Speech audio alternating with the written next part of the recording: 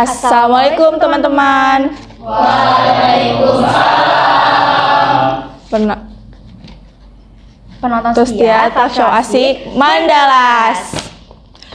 How are you guys? Kalian nontonnya nih pagi, siang, sore, atau malam? Apapun keadaannya, mau galau, seneng, sedih, gundah gulana, pokoknya harus tetap mantengin talk show asik Mandalas yang asik banget. Yes, akhirnya talk show asik Mandalas balik lagi. Pastinya dengan topik-topik yang wow, mantep, asoy, dan geboy banget deh pokoknya. Duh, iya banget lagi Rel. Pokoknya tuh topik-topik Talas gak ada yang boring gitu loh. Udah gitu, seru, keren, terus bermanfaat lagi. Pokoknya kalau nonton Talas tuh wajib kudu harus bawa cemilan biar hawa-hawa kopinya tuh kerasa gitu. Setuju.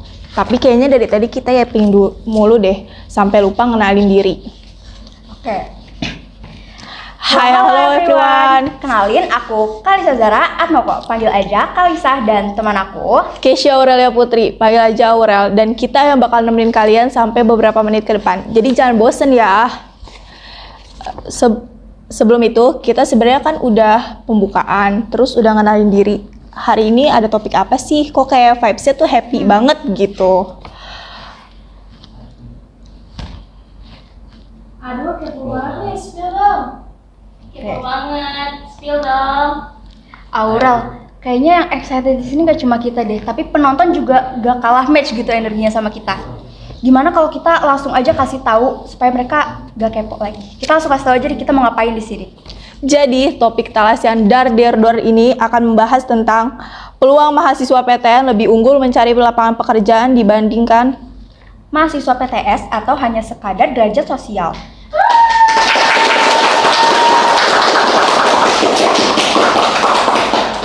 Asli, menyala banget gak sih? Ini kalau ibaratkan streak TikTok nih udah tembus 1000, gacor banget ya pokoknya. Iya bener banget Rel. Apalagi narasumber kita tuh juga nggak kalah keren. Karena kita di sini mengundang dua sudut pandang yang pastinya tuh bikin suasana jadi lebih panas dan gamblang gitu penyampaiannya. Yaudah deh, langsung aja kita panggil narasumbernya. Kakak, sini yuk.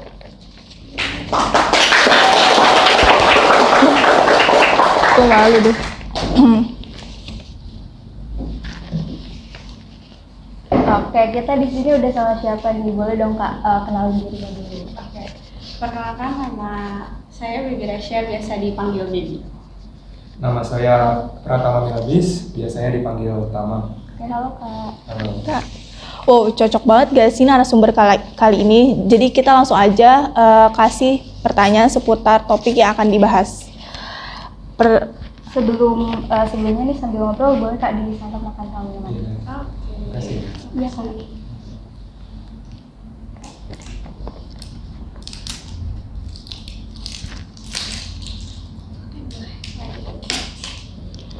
Oke Kak, langsung aja kita masuk ke pertanyaan pertama ya.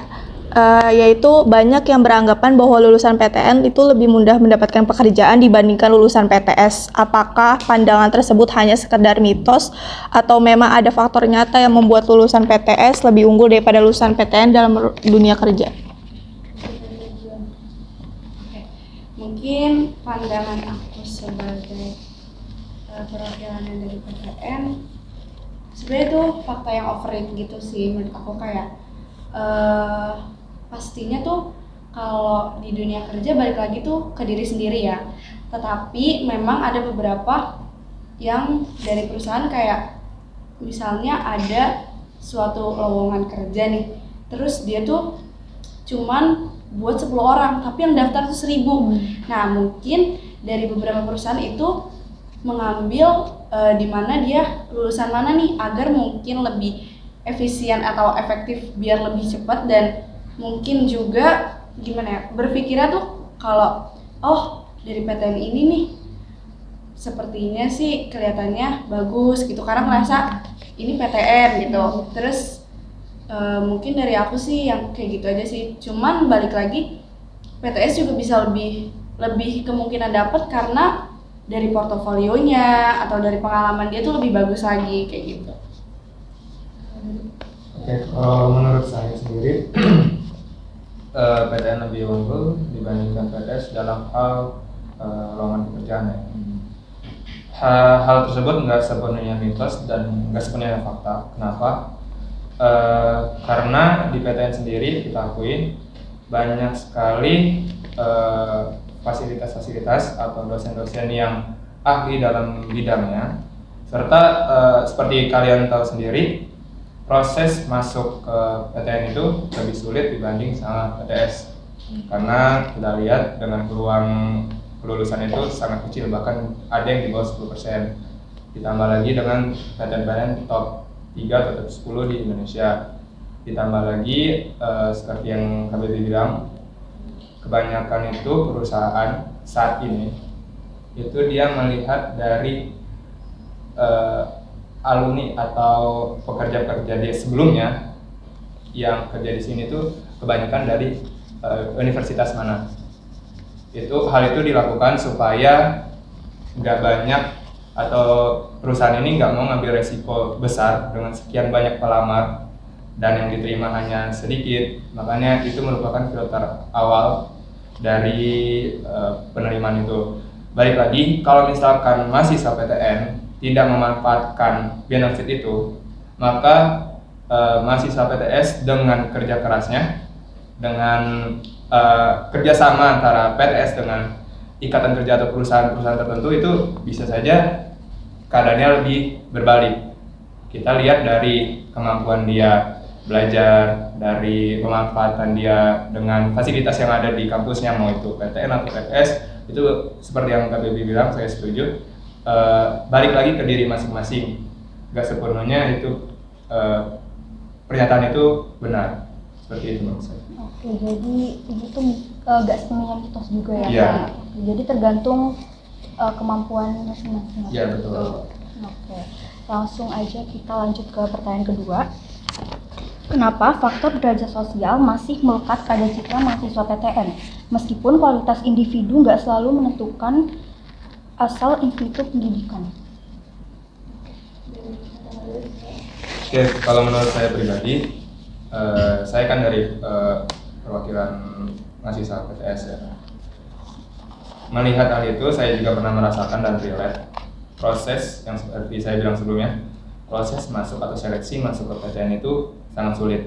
Dari mulai SNBT, bahkan ujian mandiri, dengan kalian mengeluarkan uang yang sama banyaknya dengan kalian masuk ke PTS, yang kasar ngomongnya bisa dibilang peluang masuk PTS itu lebih besar daripada kalian mandiri di PTN. Itu menurut saya hal yang membuat gengsi atau mitos itu terjadi. Itu, dan balik lagi yang seperti saya bilang, banyak sekarang, pengalaman saya pribadi juga ya, saya mandiri itu 3 kali nyoba. Itu semuanya PTN yang lumayan terkenal, udah ngeluarin lumayan banyak duit dibandingkan dengan PTS atau daftar di PTS. Saya tidak diterima di mandiri. Mungkin itu balik lagi, ini salah satu faktornya itu rezeki dari Allah ya. Kita nggak bisa menyalahkan diri sendiri dan nggak bisa menyalahkan Tuhan yang udah memberikan rezeki kepada kita. Jadi saya kemarin harus legowo, saya harus terima, saya kuliah di PTS. Mungkin saat ini rezeki saya ada di situ. Mungkin itu aja sih menurut saya. Oke, terima kasih Kak.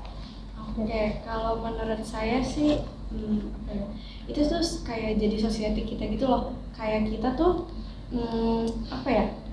dibilangnya tuh kalau PTN jalur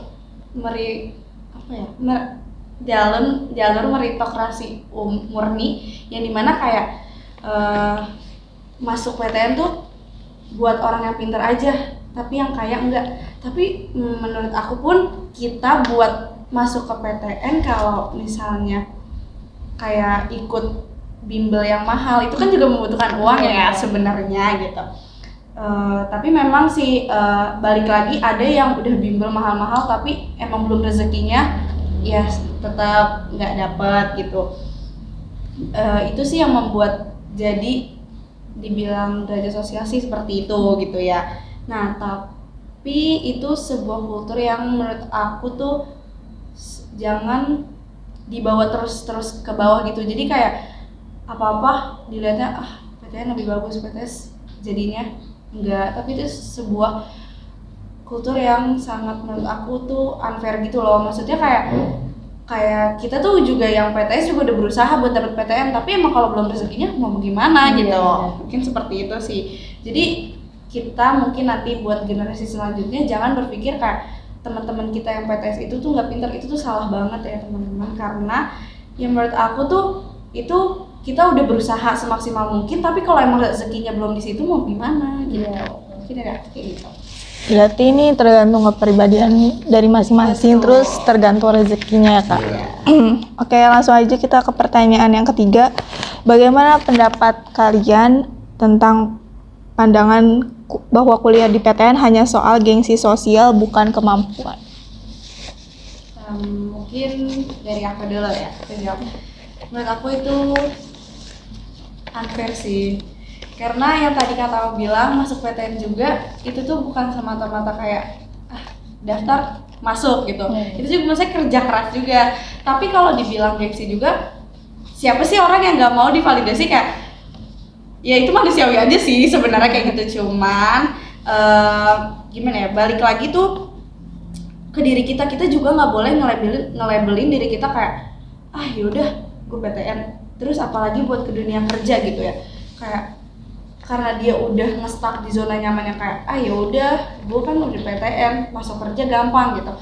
Menurut aku itu tuh salah ya. Maksudnya kita juga sebagai PTN jangan menganggap remeh gitu, terus menganggap kayak diri kita yaudah kita udah masuk PTN gampang masuknya. Itu tuh salah banget menurut aku. Karena kalau kita stuck di zona nyaman seperti itu, banyak kok yang dari PTN bagus, tapi karena dia di zona nyaman seperti itu, dia tuh nggak bisa masuk ke kerja. Karena dia cuman mengandelin ya yang penting gue udah lulusan PTN gitu, yang penting gue udah masuk kampus top 10, masuk kerja mah gampang, yang penting gue udah kampus top 10. Itu tuh salah ya, karena yang PTS itu jadi willing to learn gitu. Yang tadi kata Mama bilang, dia lebih belajar lagi, dia lebih banyak pengalamannya lagi. Dan di kerja itu yang dimana kita itu tuh nanti misalnya 5 tahun karir kita selama 5 tahun nih, itu tuh udah gak ditanyain lulusan kampus mana, lulusan kuliah mana, itu tuh enggak. Karena di dunia kerja pasti yang ditanya 5 tahun ke depan kita kerja, yang ditanya lu pengalamannya apa aja, lu skillnya apa aja, pasti kayak gitu.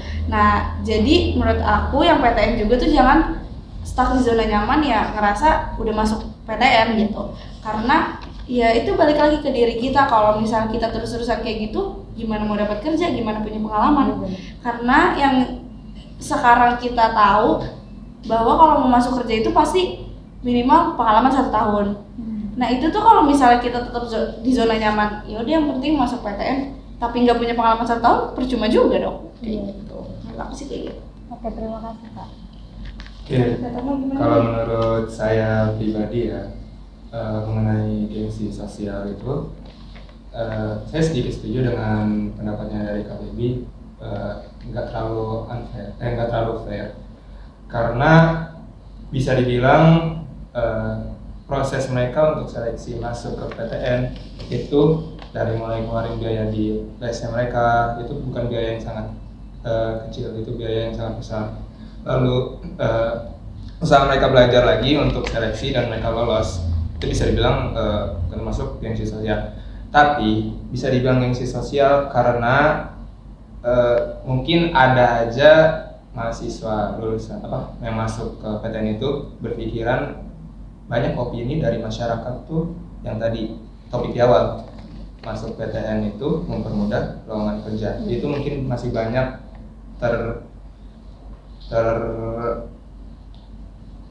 terpatri di otaknya mereka. Kalau masuk PTN itu lulusnya lowongan pekerjaannya luas dan gampang masuk pekerjaan. Tapi hal ini akan menjadi gengsi sosial di saat ketika kalian udah lulus masuk PTN dengan effortnya kalian, dengan usahanya kalian, lulus seleksi, pas masuk di PTN-nya, yang seperti Kak Baby bilang, kalian leha-leha, kalian gak memanfaatkan benefit yang dikasih oleh PTN tersebut. Itu bisa dibilang kalian masuk ke PTN itu karena gengsi sosial. Baik lagi, kalian harus memanfaatkan benefit yang didapat dari PTN dibandingkan PTS. Karena saya ulangi lagi, PTS itu mahasiswa PTS yang nggak mau ngulang lagi untuk ke PTN tahun berikutnya, kebanyakan dia mencari pengalaman kerja untuk CV masuk ke perusahaan.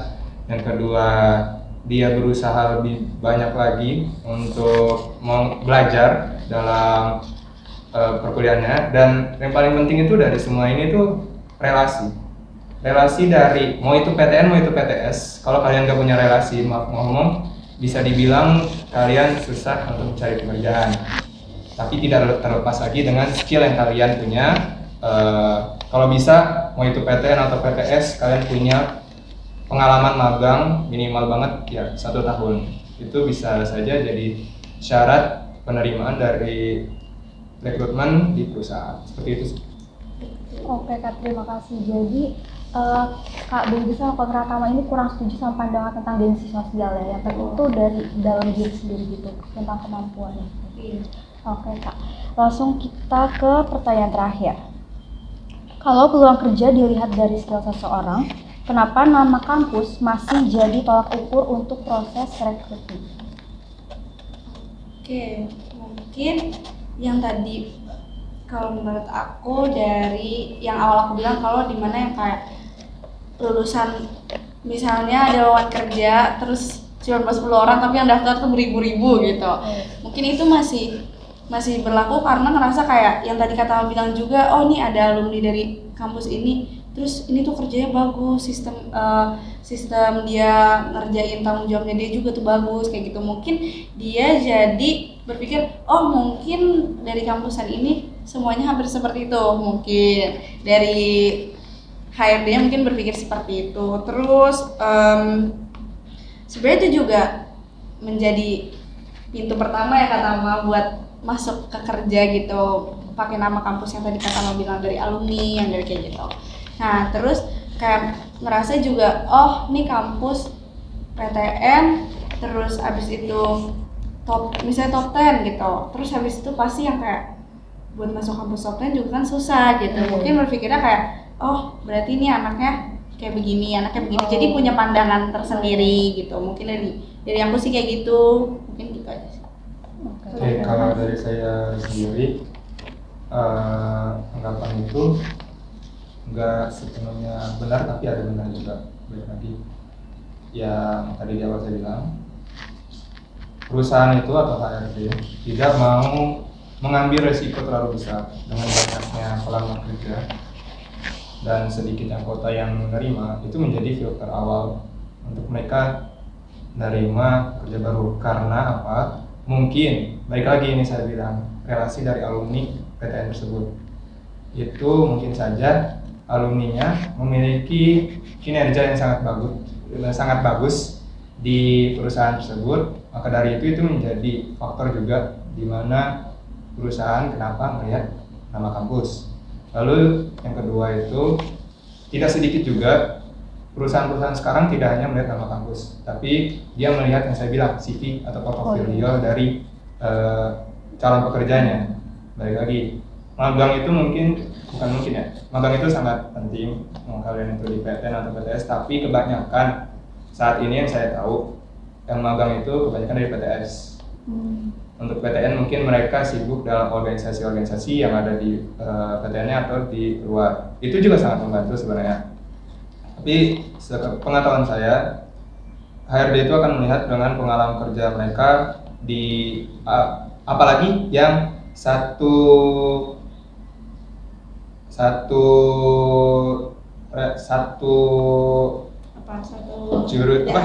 jalur sama prodi kita. Ya, satu jalur sama prodi sama satu jalur sama dengan perusahaan itu dia ngelakuin perusahaan apa. Balik lagi, magang juga kalian gak boleh ngasal. Misalkan kalian mau PTN atau PTS, kalian mau magang, kalian gak boleh ngasal. Kalau bisa sama seperti prodi kalian, dan ke perusahaan juga kalau bisa sama seperti prodi kalian. Tapi kalau misalkan rezeki kalian nggak sama dengan prodi kalian, menurut saya pribadi ya nggak apa-apa, ambil aja. Balik lagi, belajar itu nggak mengenal waktu. Mau kalian mau mahasiswa PTN, mau mahasiswa PTS, ketika kalian di dunia kerja pasti banyak hal-hal yang belum pernah kalian dapatin atau pengalaman kalian untuk menghadapi hal tersebut, itulah di situ fungsinya belajar itu sepanjang waktu. Jadi gitu, jangan merasa nyaman di zona nyaman yang tadi kata Kak Baby itu, jangan terlalu leha-leha, karena belajar itu bakal meningkatkan diri kalian. Mau kalian di SD atau di SMP SMA kalian dilihatnya kalian maaf ngomong kurang pintar, tapi dengan kalian berusaha belajar lagi di kuliah atau kalian langsung kerja dan belajar lagi dengan keinginan kalian, tidak menutup kemungkinan kalian akan lebih sukses dengan orang yang gak belajar, maupun dia kuliah atau maupun dia PTN atau PTS gitu.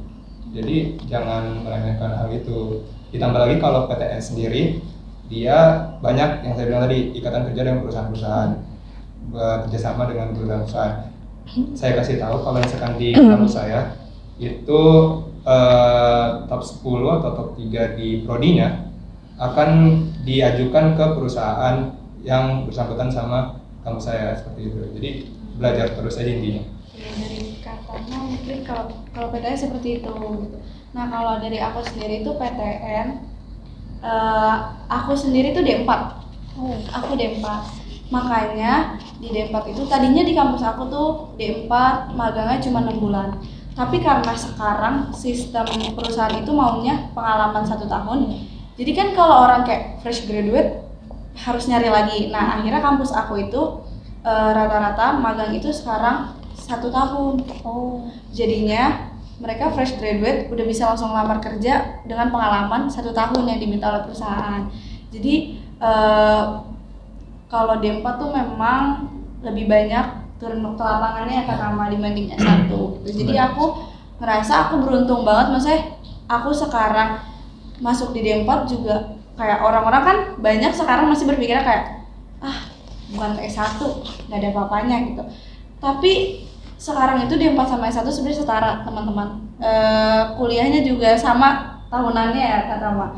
Tapi bedanya itu memang digelarnya D4 tuh STR, dan D4 itu pun dia lebih banyak turun ke lapangannya dibanding S1. Kalau S1 tuh lebih banyak ke teori, materi gitu. Tapi kalau D4 itu pengalaman. Kayak aku aja di semester 1 udah beberapa kali turun ke lapangan. Aku kan dari ini ya, Prodi Hubungan Masyarakat dan Komunikasi Digital. Nah itu tuh aku udah mulai semester 1 aja UTS-nya udah harus turun ke lapangan, wawancara, kayak gitu. Jadi emang bener-bener kalau yang kata mau bilang PTS itu dia mencari gitu, mencari-cari. Tapi kalau di PTN memang lebih apa ya, yang dibilang privilege tuh ya kayak gitu, benefit ya. Karena dia lebih disalurkan aja gitu dari kampusnya. Ya, Seperti itu sih dari kita. Oke Kak Billy sama Kak Tala, terima kasih. Jadi meskipun secara umum tuh lulusan PTN nih sering banget dinilai kayak lebih unggulan daripada PTS, tapi belum tentu juga ya. Betul. Yang penting tuh kemampuan aja Dan relasi pastinya. Iya, dan kita pun jangan sering ngerasa gampang puas. Itu sih menurut aku yang sangat amat penting ya. Karena kalau kita dikit-dikit ngerasa puas, kita tuh nggak mau belajar lebih dalam lagi. Iya. Dan akhirnya kita ya udah nge-stuck di situ. Ya, jadi kayak merasa gampang buat dapet Iya, kerjaan gitu ya. itu dia. Tuh, karena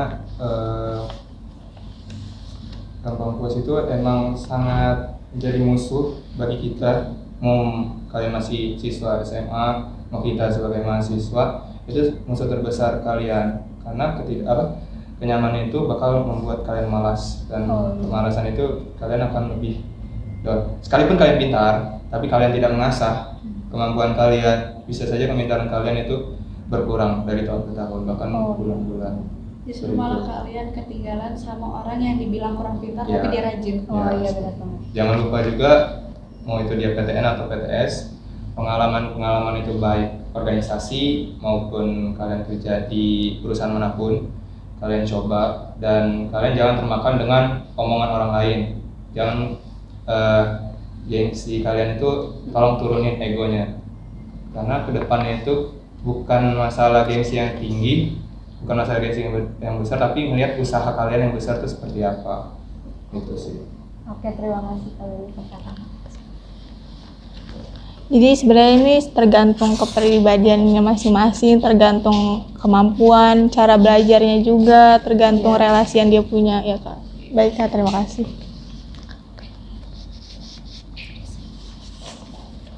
Kesimpulan. Wih, kita gimana nih obrolan serunya hari ini? Pasti kalian jadi tahu kan tentang gambaran tentang PTN dan PTS dari dua sudut pandang yang berbeda. Jadi kalian udah bisa nentuin dong yang mana yang lebih unggul. Tapi soal itu sih kembali kepada diri kalian masing-masing ya teman-teman. Yups, bener banget Rel. Gak kerasa kita udah di penghujung acara. Kayak kita harus pamit deh. Sayang banget gak sih? Ya, padahal muka kita nih ngademin banget gak sih iya kayak di masjid. Tapi ya udah deh. Sekian video episode Talas kali ini. Semoga apa yang kami tayangkan dapat bermanfaat bagi teman-teman semua dan dapat diambil pelajaran yang berharga. Kami pamit undur ya. diri ya. Sampai jumpa di episode Episode Talas berikutnya. Dadah. Wassalamualaikum warahmatullahi wabarakatuh. Waalaikumsalam.